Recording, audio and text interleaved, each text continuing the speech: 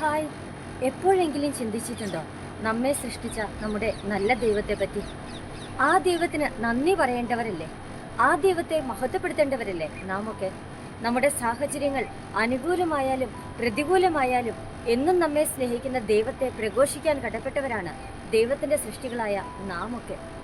ഒരു സന്യസ്ത എന്ന നിലയിൽ, ഒരു വൈദികൻ എന്ന നിലയിൽ, ദൈവത്തിൻ്റെ ഒരു സൃഷ്ടി എന്ന നിലയിൽ എപ്പോഴും ഏത് സമയവും ഏത് സാഹചര്യത്തിലും എൻ്റെ ദൈവമേ നിനക്ക് നന്ദി, നീ തന്നതിനെല്ലാം നന്ദി, നീയാണ് എൻ്റെ എല്ലാം എന്ന് പറയാൻ കടപ്പെട്ടവരാ ഞാനും നിങ്ങളുമൊക്കെ.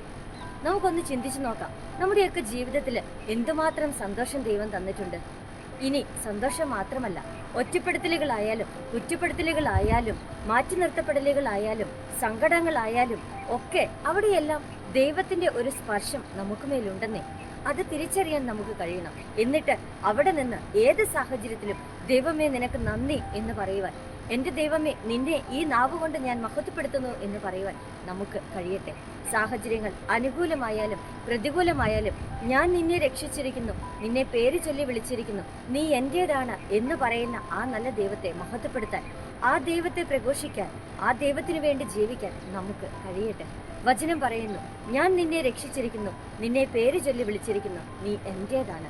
യെശയ്യാ 43:1.